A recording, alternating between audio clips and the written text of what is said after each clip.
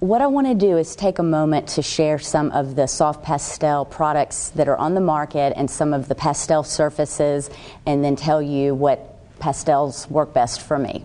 Now, when you're buying pastels, soft pastels, you can get hand-rolled or extruded. Hand-rolled pastels are Unison, Sennelier. There's a lot of great products out there. Rembrandt are extruded, and this Caran D'ache looks like it's extruded as well. The difference between an extruded pastel and a hand-rolled pastel, you can see the shape is a lot different. So if I have a hand-rolled pastel, I can get a lot of great marks when I'm doing my pastel painting. If I have an extruded pastel, what I want to do is actually break it in half or break it into smaller pieces, and on a scrap of paper, I want to take off this shiny surface that was, it's a coating to hold the pastel together. And what will happen with Rembrandts and some of the others, if you don't take this pastel surface off, you're going to get a real scratchy look, and it's not going to work very well, and you're going to wonder why it's soft pastel, but it's soft pastel underneath. So that's one thing. The products that are my favorites are the Unison, and again, this is just what I enjoy.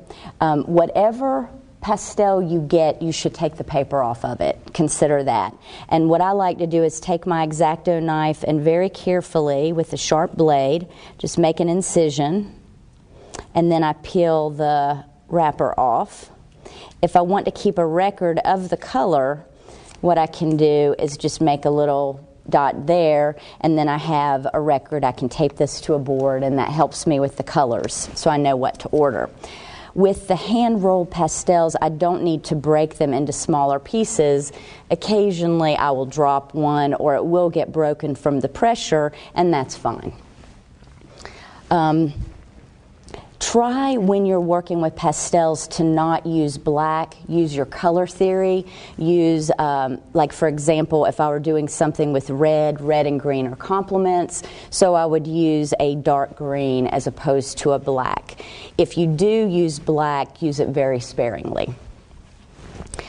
In terms of papers that are out there, you have the Canson is the least expensive paper. It doesn't have a lot of tooth. Now, this works well if you're on a budget, you're just learning how to do pastels. But once you have been doing pastels for a while, you really want to use a real pastel surface. And what happens is you get some nice tooth. It's almost a gritty, sandy surface. Sennelier Lacarte makes a great pastel surface, as does Color Fix. And Richardson makes a nice pastel surface as well. Also think about with your pastel surface the color, back to the color theory. You'll notice none of the colors that I have are white or light. I really prefer to use a medium to dark color with pastels. It's nice the way it shows through, and you'll see some of that later. Two products I brought, the premium pastel surface as well as the Color Fix, the Richardson surface and the Color Fix. These are both boards which work really well for plein air painting. This way I can tape, which I will demo later, I can tape the board to my stiff backing surface, and I can take it outside and do plein air. It's a lot easier to frame. This one is actually gator foam, which is very light, which works very well and makes framing very simple. So as I've discussed, there are different types of soft pastels, professional soft pastels, and there are different types of pastel surfaces. It's really important to take the coating off your pastels if they're extruded, break them in half if they're extruded so you can have shorter pieces.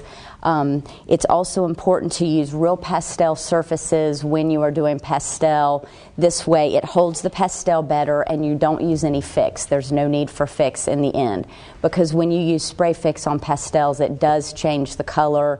And there are some artists that love it, but my experience is it works great just using a professional surface.